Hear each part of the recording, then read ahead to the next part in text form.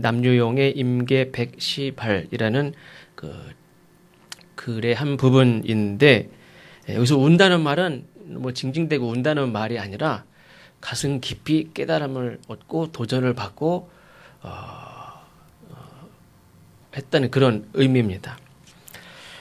양푼 뚜껑 두드리는 것처럼 나를 그냥 막 이렇게 잔소리하듯이 나를 올리는 그런 책망이 아니라 깊은 성찰을 주고 도전을 주고 일생의 큰 충격과 같은 그런 나를 이렇게 올려주는, 나를 이렇게 움직여주는, 나를 깨닫게 해주는 그런 벗이 자기 형님이지만 넓게 봤을 때는 그런 친구, 그런 벗이 이제는 죽고 없어져서 그 사람이 아쉽다 하는 그런 글입니다.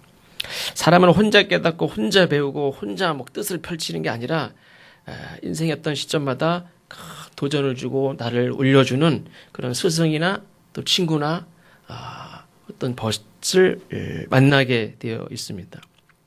물론 그런 사람을 만나지 못하는 경우도 있죠.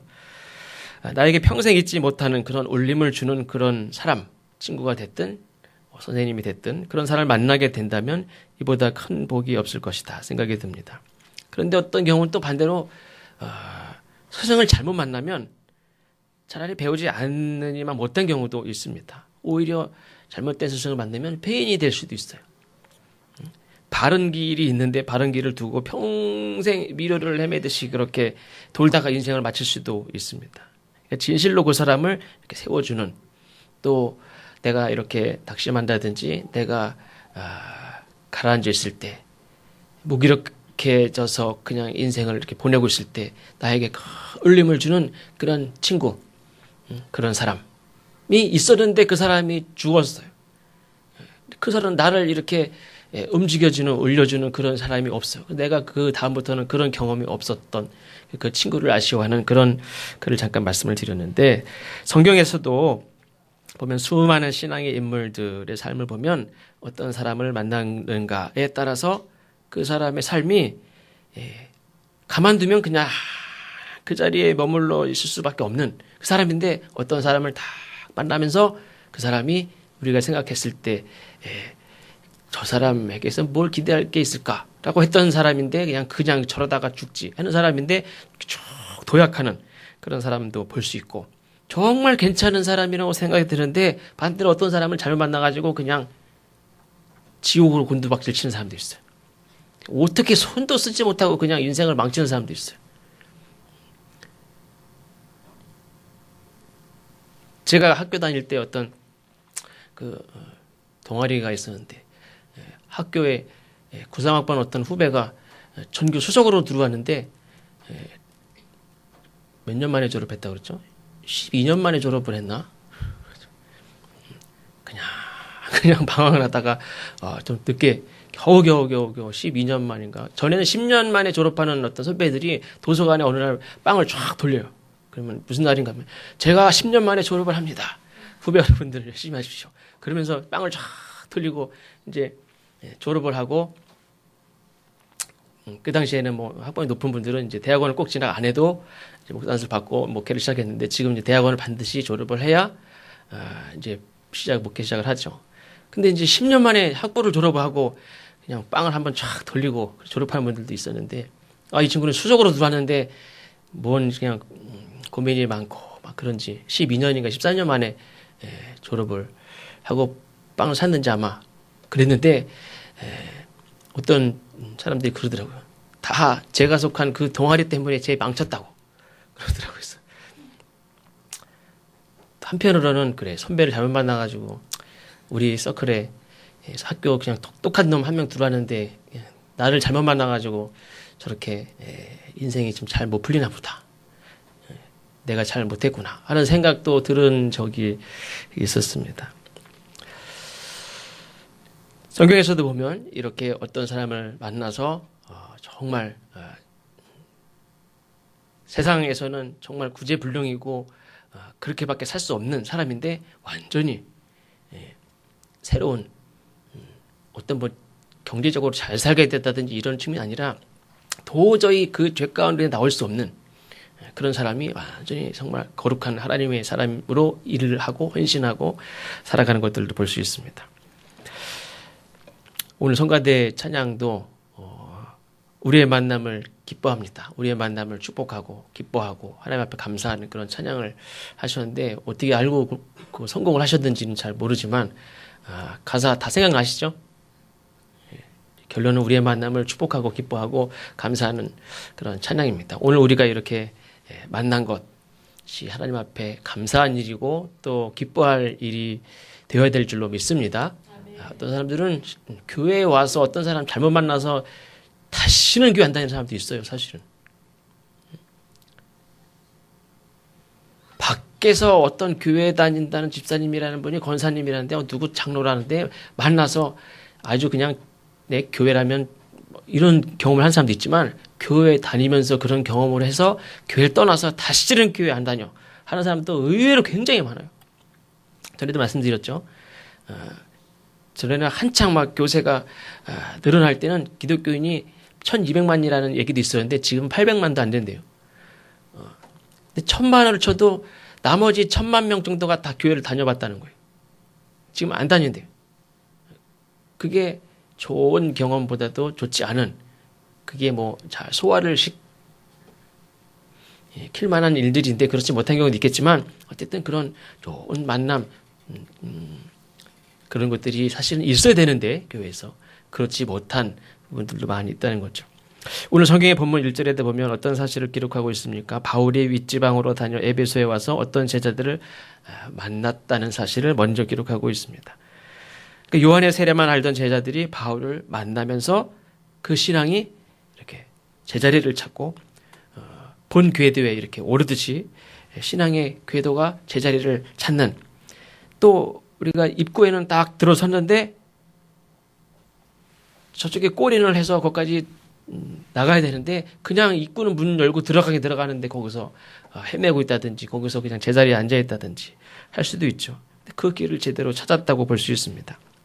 그러니까 나의 신앙의 삶에 있어서도 내가 누구를 만나느냐, 내가 누구에게 도전을 받느냐, 또 내가 반대로 누구에게 도전을 주고 위로를 하고 선한 영향을 끼치면서 살고 있는지 또 중요합니다. 그러니까 우리의 만남이 참 중요합니다. 그러니까 서로의 관계가 참 중요하죠. 오늘 그 주보와 함께 있는 큐티 자료집에 보면 금요일에 있나요? 우리의 신앙의 삶은 늘 하나님을 향한 1대1의 신앙도 있지만 분명히 하나님께서 우리에게 말씀하신 것은 서로에게 해야 될 일들이 굉장히 많습니다. 우리가 사도신경 아까도 고백을 했지만 무엇을 믿는다고 고백했습니까? 성도가 서로 교통하는 것을 믿는데 그게 뭘 믿냐? 그게 성도가 서로 교통하는 것이 교회의 모습이고 그것이 하나님이 기뻐하시는 모습이고 하나님이 세우신 교회의 모습이에요. 그거를 믿는 거예요. 그냥 우리는 교회 건물을 믿는 게 아니라 교회의 그 사람들의 숫자와 조직과 그 조직이 가지고 있는 능력이 그들이 하는 일들을 믿는 게 아니라 하나님 안에서 서로 교제하고 화목하고 하는 그것이 하나님 기뻐하시는 것이라는 것을 그것이 진정한 교회의 모습이라는 것을 믿는다는 고백이에요.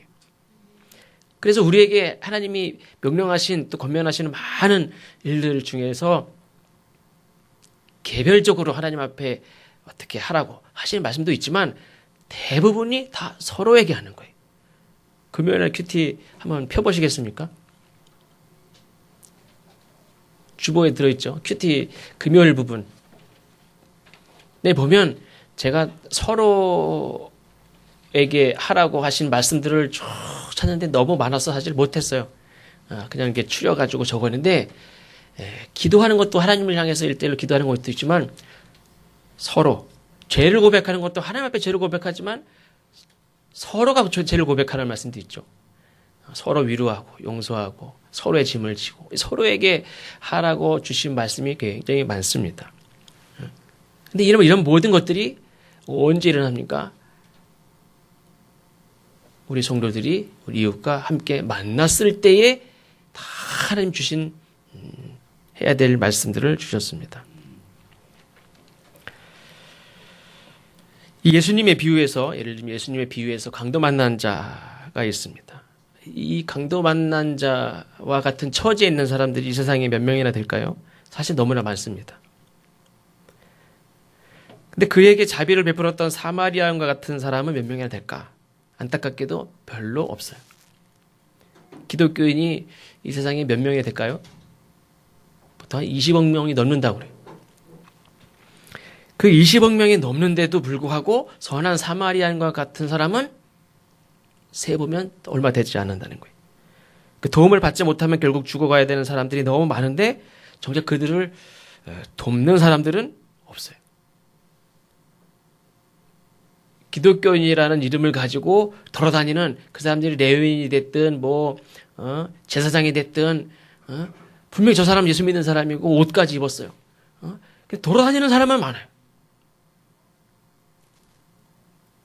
분명히 안 만난 것도 아니에요. 그 사람들이 강도 만난 사람은 못 본 것도 아니에요. 다 보고 다니는 사람들은 많아요. 기독교인이라는 이름으로 옷을 입고 다니는 사람은 엄청 많아요. 근데 정작 그 사람을 돕는 사람은 한 명도 없어요.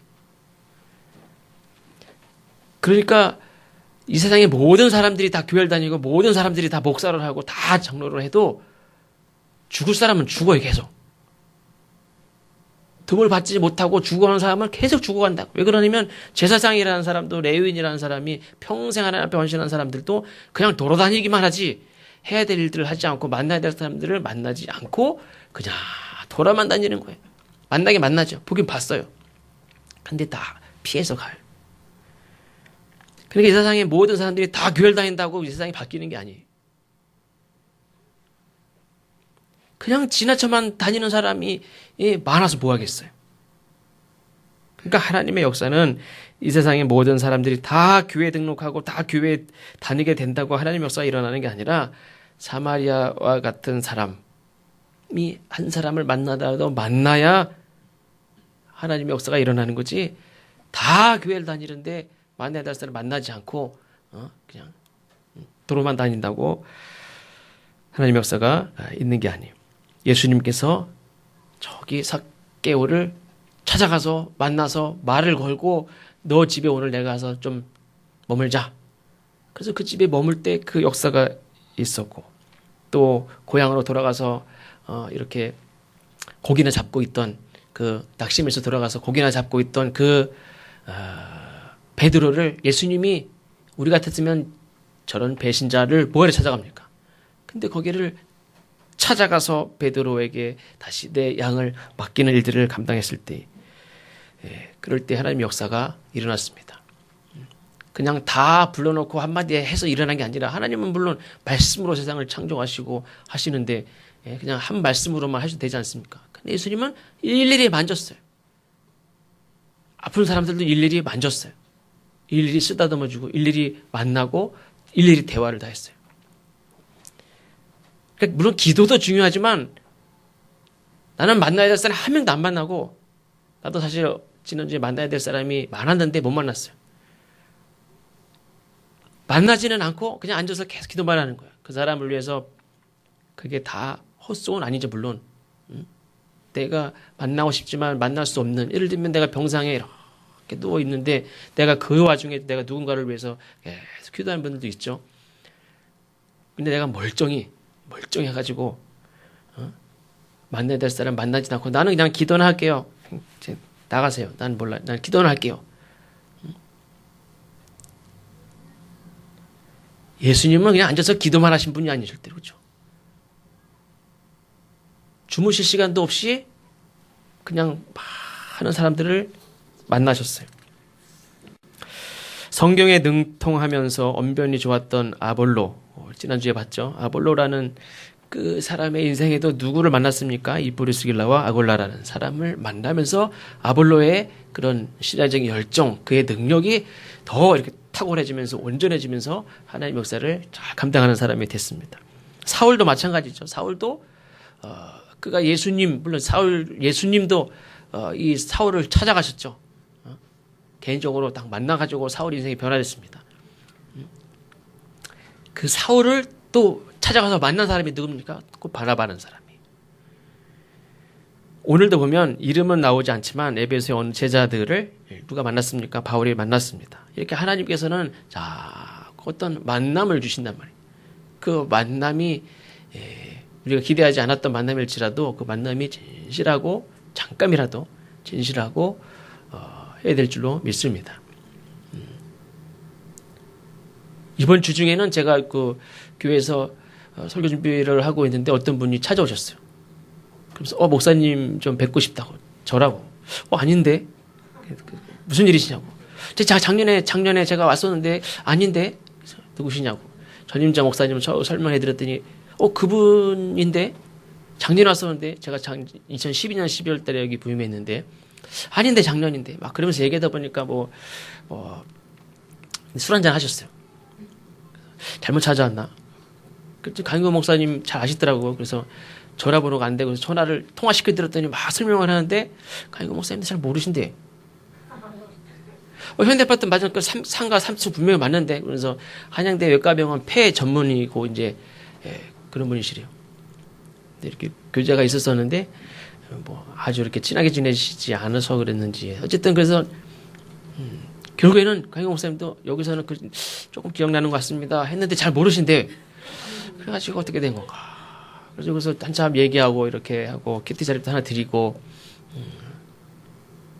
그분 이제 교회 전혀 안 다니시는 그런 분인데 그래서 이건 또 뭔가 이렇게 생각을 했습니다.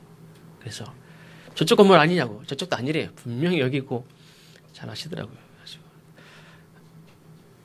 어떤 사람이 그냥 술 먹고 잘못 찾아왔나 보다 이렇게 생각할 수도 있지만 그래서 그분 가실 때까지 제가 최선을 다해서 들어오셔서 커피도 타드리고 그렇게 했습니다. 앞으로 여기 엠코 아파트 이쪽이 처가가 산 원래 본가라고 그러더라고요. 그래서 그러냐고. 어쨌든 어떻게 생각하면 술 먹은 사람이 잘못 찾아와가지고 아무리 설명해도 본인은 모른다는데 그냥 본인은 맞다고 그러고 무슨 일인가. 술이 깨봐야 알겠죠 뭐. 다시 만날 일이 있으리라 그렇게 생각을 합니다. 그분 만약에 오시면 제가 그때 소개를 해드리겠습니다.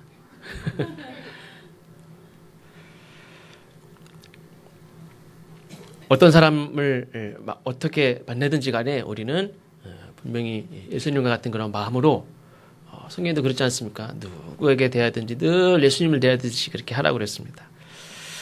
사도 바울이 제자들에게 물었습니다. 너희가 믿을 때 성령을 받았느냐? 사도 바울은 제자들에게 성령을 받았는지를 물었습니다. 그러면 성령은 언제 받습니까? 어떤 분들은 예수님을 일단 믿고 성령은 나중에 받는다는 사람도 있어요. 예수님을 일단 믿었어요. 그리고 성령은 이제 특별히 어떤 집회기간이나 훈련이나 어떤 그런 장소나 기회를 통해서 따로 이런 받는다고 생각하는 분들도 있어요. 그래가지고 연습도 하고 훈련도 하는 사람도 있어요. 그 중에 흔한 방법 중에 하나가 뭐냐면 방언을 연습하는 거예요. 방언을 연습을 막 최선을 다해서 하다 보면 성령도 체험을 할 수 있다. 그때 이제 성령을 이제 받는 거예요, 이제. 그렇게 생각하는 분도 있어요. 저는 그거는 옳지 않다고 생각을 해요. 성령은 내가 연습을 해서 훈련을 해서 받는 게 아니에요.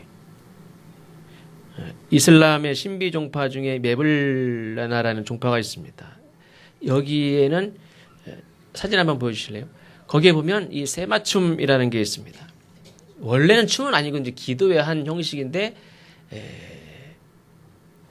이제 뱅글뱅글 계속 도는 거예요. 여기 나오죠. 뱅글뱅글 막 도는데 수백 번도 돌고 어떤 때는 막 이렇게 막 수천 번도 돌고 막 돌아요. 그럼 어지러울까 안 어지러울까요?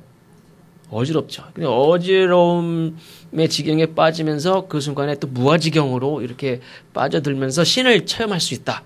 라고 해서 아주 극도의 어지러운 상태까지 무아지경에 이를 때까지 계속 돌면서 이제 신을 체험하는 게 이 세마춤이고 사실 춤이 아니라 이제 기도의 한 그런 모습입니다.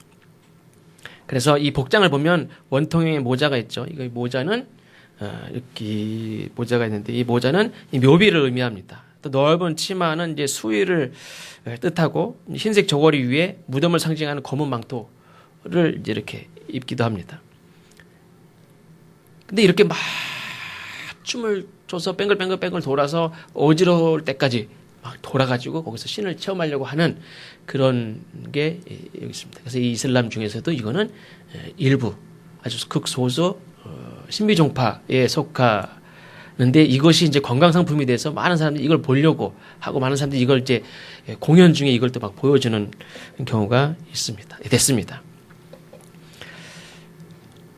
성령도 마찬가지라는 거예요. 성령도. 우리가 막 어떤 걸 연습을 하고 무아지경에 이르기를 막 노력을 해서 어떤 연습을 해서 훈련을 해서 얻는 게 아니란 말이에요. 성령 언제 받습니까? 예수님을 믿을 때, 예수님을 영접할 때. 제자들에게도 바울이 어떻게 물었습니까? 너희가 믿을 때 성령을 받았느냐라고 물었지. 너 예수님 믿은 다음에 나중에 그 훈련 과정 거쳤어? 그때 성령 어떻게 받았어 안 받았어? 이렇게 물어보지 않았습니까? 예수님을 믿을 때에 성령을 받았느냐, 믿을 때에 받는 거지 믿고 나중에 어떤 과정을 따로 거치는 게 아니라는 거예요. 내가 예수님을 주님으로 고백하고 믿음으로 영접할 때, 나는 뭐 성령이 뭐 막 성령의 어떤 특징 중에 하나는 불과 같은 거고 뜨겁죠. 근데 이 불이라는 것도 사실은 기능은 심판과 같은 죄를 태우는. 그래서 내가 막 마음이 열정이 몸이 막 꼭 뜨거울 때는 성령이 충만한 거고, 그렇지 않을 때는 성령이 안 계신 거고. 전에도 말씀드렸듯이 내가 막 은혜가 충만한 것 같고 내가 막 열정이 충만하고 기분이 그냥 좋고 평안하고 담대하고 막 그럴 때는 성령이 계시고, 내가 열받았을 때는 성령님이 그냥 나가 계시고 들어왔다 나갔다 그러신 분이 절대로 아니란 말이에요. 내가 예수님을 믿을 때 믿는 그 순간 내가 진심으로 주님을 주로 고백하고 믿으면 성령님은 이미 내 안에 계신 거예요. 내가 기분 나쁘다고, 내가 화가 났다고, 화가 충만할 수도 있죠. 배는 게 없어요. 막 화가 충만할 때는 성령님이 도저히 못 살겠어 같이. 그래가지고 나 나간다. 그리고 나갔다가 이제 괜찮아졌어. 그 문제로 슬그머니 들어오시는 게 절대로 아니란 말이에요. 고린도전서 12장 3절에 보면 성령으로 아니하고는 누구든지 예수를 주시라 할 수 없느니라. 물론 그냥 어릴 때부터 배워가지고 그냥 주여가 뭐야? 몰라. 그냥 주여. 그렇게 배운 사람은 뭐 할 수도 있어요. 로마서 10장 10절에 보면 사람이 마음으로 믿어 의에 이르고 입으로 시인하여 구원에 이르느니라. 우리가 어떻게 의에 이릅니까? 행동으로, 훈련으로, 연습으로, 고행으로 의에 이르는 게 아니에요. 마음으로 믿어. 이 마음이, 우리가 볼 때 마음이 별로 대단치도 않지 않습니까? 마음이 얼마나 그냥 하루아침에 수백 번도 바뀌는 게 마음이고, 정말 믿을 게 없는 게 마음이고, 내 마음을 내가 알지만 내 마음이 진실합니까?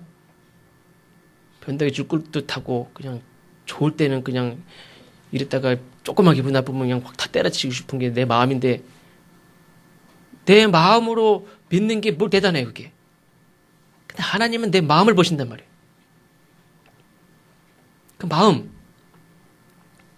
이 세상 만물이 다 더러운데 가장 더러운 게 마음인데, 근데 그래도 하나님은 그 마음으로 하나님 앞에 진심으로 하나님 앞에 그 마음으로 주님을 믿고 주님을 의지하고 주님을 주로 고백할 때, 근데 그 마음이 정말 믿을 게 못 돼요. 근데 하나님은 그 마음으로 믿는 그 믿음을 귀하게 보시고 그걸 받으신단 말이에요.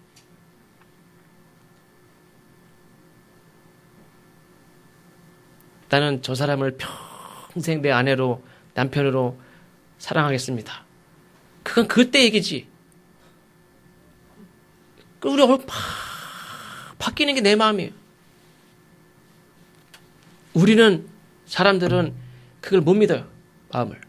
근데 하나님은 그 불완전하고 그 속이고 뒤집히는 그 마음으로 고백한 거를 하나님은 그냥 받으신단 말이에요. 그거를 평생 가져가셔요. 우리는 살면서 수백 번 바뀌니까 그게 뭐 별 효과가 없다고 생각하지만 하나님은 그걸 그냥 받아요. 그거를 평생 언약으로 가지고 사신단 말이에요.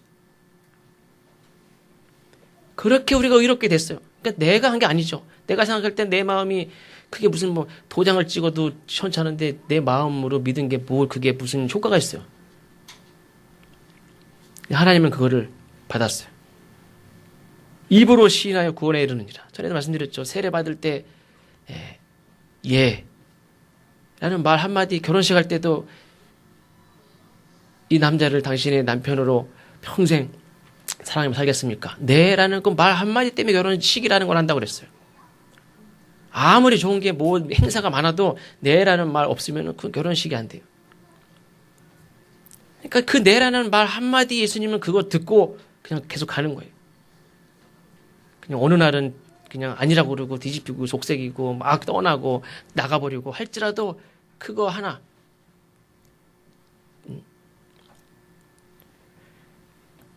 우리를 구원해 주신 거예요. 우리가 뭐 고행으로 구원받는 게 아니라. 그때에 예수님을 받으시면서 그때에 예수님이, 성령님이 내 안에 계시는 거예요. 예수님을 주라고 고백하는 거, 예수님을 믿는 것, 마음과 진실을 담은 고백이기만 하면 충분하다는 거예요. 나는 충분한 것 같지 않지만 예수님은 충분하게 그거면 됐어요. 뭐 반지 안 줘도 돼요. 무슨 서약서 안 써도 돼요. 그냥 우리는 입으로 그냥 수천 번 이런 얘기 저 얘기 반대되는 얘기를 많이 하지만 예수님은 고백 한번 하면 그거 딱 받으시고 그거면 충분해. 그거 가지고 영원히 깨지지 않는 약속으로 예수님을 가지고 가셔요. 그러니까 성령님은 특별히 따로 너 따로 나중에 뭐 과정을 거쳐야 돼. 주권을 봐서 하는 거 봐서가 아니라 그거면 그 고백 한마디면 충분하고 성령님이 그 순간에 내 안에 계시는 거예요. 근데 에베소의 제자들은 성령에 대하여 들어본 적도 없다는 거예요. 근데 바울이 제자들에게 믿을 때에 라고 하는 그 말의 의미는 예수님을 주로 고백할 때, 영접할 때 의미죠. 근데 많은 사람들은 믿을 때에 라는 그 말이 교회 등록했을 때에, 교인이 되었을 때에 이 정도로만 생각을 하는 거예요. 이렇게 그 그리스도 교회에 이렇게 입교했을 때에 이 정도로만 생각을 하고 이해를 하고 이제 못 들어봤습니다 이렇게 대답을 해요. 예수님에 대해서도 듣긴 듣고 알고 그냥 그리고 제자가 됐어요. 근데 예수를 믿을 때에 성령 받은 것은 사도 바울의 입장에서는 당연한 일이죠. 근데 에베소 교회 제자들은 그렇지 못한 상태에 있는 거예요. 왜 그러냐면 예수님을 진정으로 믿고 내 삶을 다 그 예수님의 말씀대로 그렇게 내가 인생을 내가 걸 때 건다. 예수님만 믿는다. 예수님이 나의 삶의 주님으로. 당시에 주는 로마의 황제라고 그랬죠. 그 다음에 내 삶의, 이 세상의 내 삶의 주인은 누굽니까? 나죠. 부모님이 야, 너 이렇게 해라. 내가 알아서 할 거야. 조금만 크면 다 내가 알아서 한다고 그러지 뭐 누가 시키는 대로 합니까? 누가 권면하는 대로 합니까? 내 인생은 내가 살 거야. 상관하지 마. 이렇게 하지 누구의 얘기를 누구 듣고 싶어 합니까? 그러니까 예수를 믿는다는 거는 예수님의 뜻대로 예수님이 가르쳐주는 대로 그냥 100% 예수님을 주로 그렇게 내 인생의 주가 나가 아니라 예수님이 주로 그렇게 100% 그냥 살겠다는 거나 마찬가지예요. 내 거기다 거는 거예요. 그때 성령이 임하시는 건 당연한 건데 성령을 들어본 적이 없어요. 그러니까 그거 믿는다고 하는 것 자체가 이제 그 사도 바울이 말하는 그 믿는 그 정도가 아닌 거를 알 수가 있죠. 그 단계에 이르지 못하는 예수님을 주로 고백하지 못하는 그냥 예수님은 예수님이고 나는 여전히 나고 내 삶의 주인은 나인 상태. 당시 에베소 교회 제자들이 그랬듯이 의외로 이 시대의 성도들 중에서도 요한의 세례, 즉 죄를 회개함으로 깨끗한 존재가 돼서 마지막 목표 뭐냐면 천국에 가는 거. 물론 천국에 가는 게 중요하죠. 이 천국에 가는 것조차도 사실은 우리가 요한계시록에 그냥 금은보화가 있고 아프지도 않고 병들지도 않고 그냥 이 어떤 외부 조건만 생각하는데 진정한 영생은 육신적으로 가능하면 육신적으로도 죽지 않고 그냥 에녹같이 그냥 영원히 죽지 않는 거 그게 영생이 아니라 하나님과 함께 사는 게 영생인 거예요. 하나님하고 살지 않는 거는 무드셀라 같이 뭐 900 몇 살이죠? 969세인가요? 그렇게 살면 뭐 하겠어요? 하나님과 함께 사는 게 중요한 거고, 하나님과 함께 사니까 우리가 영원히 사는 것도 당연히 보장되는 거지. 그냥 우리가 당연히 영원히 사는 것을 목표로 사는, 그게 일차적인 목표가 아니죠. 그냥 이 셀이나 장로나 뭐 이런 사람들은 도저히 천국에 갈 수 없는 사람들이라고 도장 찍힌 사람들이에요. 그러니까 방법이 없어요. 이 세상에. 세상이 뒤집어서 나라가 바뀌어도 뭐 방법이 없어요. 근데 방법이 생겼어요. 세례원이 와서 죄 씻으며 세례를 받으라는 거예요. 방법이 있어요. 천국에 갈 수 있대요. 그냥 얼마나 좋아요. 뭐 다른 돈 드는 것도 아니고, 무슨 어디 가서 내 신분증을 해서 뭐 받고, 뭐 신분이 바뀌는 것도 아니고, 그냥 세례만 받으면 되는데. 그러면서 많은 사람들이 실제로 죄를 뉘우치고, 이 기회가 또 있습니까? 없지. 그러니까 다 진심으로 죄를 뉘우치고 회개하고 깨끗해져서 천국에 간다니까 다 따라왔어요. 근데 문제는 다 거기까지라는, 거기까지. 거기에 머물러 있다는 거예요. 근데 사실은 세례요한이 뭘 얘기하냐면 예수님을 믿으라고, 예수님이 사역을 준비하는, 예수님께로 인도하는 그런 역할을 한 거죠. 그러니까 결론은 예수님을 믿으라고 한 건데, 그냥 죄 씻음 받고 깨끗해져서 천국 갈 수 있는 거, 그냥 거기에만 머물러 있는 거예요. 그래서 세례 요한의 이 세례만 하는 거예요. 영생은 얻고 싶은데, 부자 청년이 영생은 얻고 싶은데 예수님 뭐라고 그랬습니까? 가진 거 다 팔고 나를 따르라고 그러니까 그럴 수 없어서 돌아서는 사람이 있어요. 영생은 얻고 싶은데 재산을 다 팔으래요. 나눠주고 예수님을 따라오래. 천국은 가고 싶은데 예수님이 자기를 따라오래. 예수님을 사실 예수님 따라가는 것도 어렵죠, 사실은요. 왜냐면 베드로나 이런 사람들은 자기가 다 버리고 예수님을 따라간다는 거는 어떻게 보면 내 삶이, 내가 주장하는 그런 삶을 포기하는 거예요. 다 내려놓는 거예요. 심지어는 표현해서 뭐라고 했습니까? 서기관 얘기도 있죠. 서기관이, 어떤 서기관이 예수님이 다음 주 이번 수요일 날 나오는 말씀이죠. 예수님이 주위로 많은 사람들이 막 따르고 많이 몰려드니까 서기관이 딱 보니까 세례 요한, 제2의 또 세례 요한 같은 분인 것 같아요. 내가 저분을 따라가리라. 내가 당신께서 어디를 가신지 제가 따라가겠습니다. 했더니 예수님이 여우도 굴이 있고 새들도 다 자기 집이 있는데 나는 머리 들 곳도 없다. 그리고 말씀이 끝이에요. 그러니까 서기관이 뭐 이렇다 저렇다도 없어요. 뭡니까? 그걸로 끝이라면 그걸로 사라졌다는 거예요.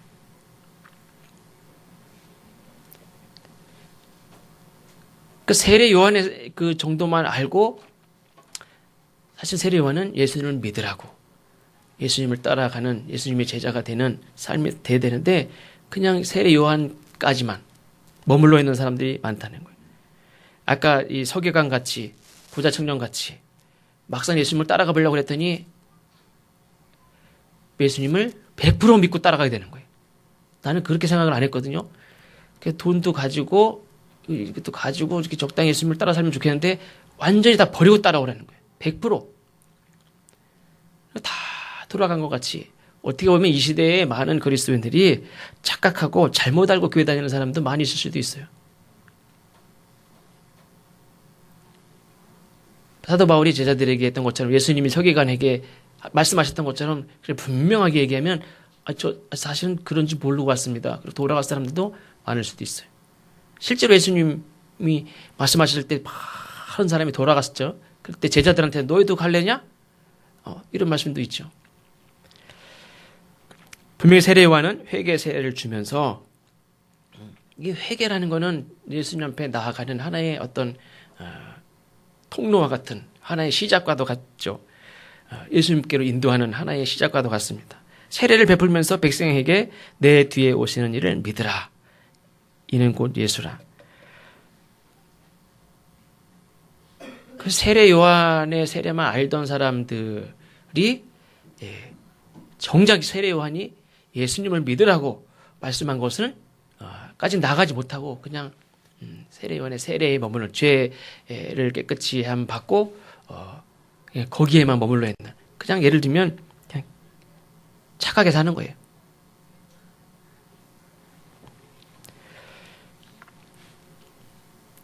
바울이 저들에게 요한의 세례에 머물지 말고 예수의 이름으로 세례를 받도록 그렇게 권면했을 때에 세례를 받고 바울의 손을 얹고 축복 기도하니까 성령이 임하게 되고 방언도 하고 예언하게 되었다 말씀하고 있습니다.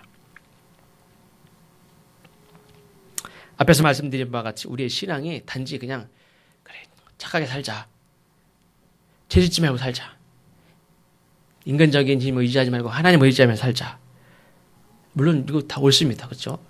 근데 이게 우리의 신앙의 끝도 아니고 목표도 아니고 거기에 절대 머물러 있어서는 안 된다는 거예요. 내가 천국 가게 된 거 그게 끝이 아니란 말이에요. 내가 죄가 깨끗하게 된 거, 내가 의롭게 됐어요. 내가 뭐라고, 내가 뭐 어떻게 막 고행하지도 않았는데 뭐 3,000배를 올리지도 않았는데 하나님이 나를 그냥 깨끗하게 해주셨어요. 내 마음으로 한번 진심으로 뉘우치고 하나님 앞에 기도했는데 거기에만 머물러 있으면 안 된다는 거예요. 그냥 착하게 살자는 걸로 그냥 그래 하나님 앞에 죄 짓지 말고 하나님 걱정시켜드리지 말자, 거기에 머물러 있으면 안 돼요. 위험한 일이 있을 때, 다급할 때 누구나 하나님을 찾습니다. 하나님 안 될 것 같으면 부처님도 찾고, 한꺼번에 어떤 사람은 공자님도 찾고, 뭐 세 명을 한꺼번에 찾는 사람도 있대요. 그 일본 사람들 같은 경우에는 많으면 많을수록 좋대요. 많아서 손해볼 거 없잖아요. 이렇게 생각해요. 다급할 때는 다 하나님을 찾아요. 하나님을 찾는 게 나쁜 건 아니지만, 근데 신앙이 그냥 하나님 찾는 거에 그냥 머물러 있어요. 이런 신앙은 뭡니까? 내가 아쉬울 때 하나님을 요구만 하는 차원에 머물러 있다는 거예요. 내 삶의 주인이 하나님이십니다, 주님의 대로 내가 살겠습니다가 아니라 그냥 내가 필요할 때 하나님을 찾기만 하는 신앙. 내 삶에 필요한 것들을 채워줄 존재를 찾는 거지, 내가 하나님의 뜻대로 하나님이 나를 지으시고 이 세상에 보내시고 기대하시는 것에 부응하고 하나님의 뜻대로 살겠습니다, 내가 주님의 뜻을 이루는 삶이 살겠습니다, 이게 아니라 그냥 단지 내 필요를 내가 아쉬울 때 필요할 때 하나님을 찾는 것, 거기밖에 없어요. 서포터즈라고 있죠. 내 삶을 채워주고 밀어주고 그 후원자를 찾는 거지, 내가 그분을 위해서 그분의 기대에 그분의 뜻을 위해서 사는 게 아니란 말이에요. 그분을 주인으로 모시는 게 아니라 어떻게 보면 종으로 부리는 거예요. 내가 필요한 거 다 공급해주는 그냥 뭐라고 하죠? 이렇게 냄비, 그 무슨 뭐 이렇게 요술 램프 지니를 불어내듯이 그거 이상은 아닌 예수님을 주인으로 모시고 그 뜻대로 살겠습니다 라는 그런 예수의 이름으로 우리가 그렇게 삶이 바뀌어야 될 줄로 믿습니다. 그래서 바울이 너희가 믿을 때 라는 말은 이제는 내 이름으로 사는 게 아니라 예수 이름으로 무엇을 하든지 예수의 이름으로 살겠다 하는 고백을 말합니다. 그래서 예수님을 아는 지식이나 단지 그냥 회개의 수준으로 내가 교회의 일원이 되었든지 아니면 예수의 이름으로 내가 진정한 예수님의 삶을 따라가는 그런 제자로서의 삶을 살아가고 있는지 우리가 꼭 생각하고, 또 성령이 내 안에서 분명히 계신데 그러면 성령이 계신 것 같기도 하고 안 계신 것 같고, 어떤 때는 뭐 열정이 있고 도전이 되고 내 마음에 울림이 있을 때는 또 성령님이 계신 것 같고, 그게 아니라 성령이 내 안에 계신 그런 삶을 경험하고 살기 위해서는 사실은 내 순종이 필요해요. 하나님이 말씀하시고 성령은 생각나게도 하시고 도우시고 하는데 나는 절대 안 움직여요. 절대 생도 안 해요. 절대 손에도 안 봐요. 게을러가지고 엉덩이 한 붙이면 일어나지도 않아요.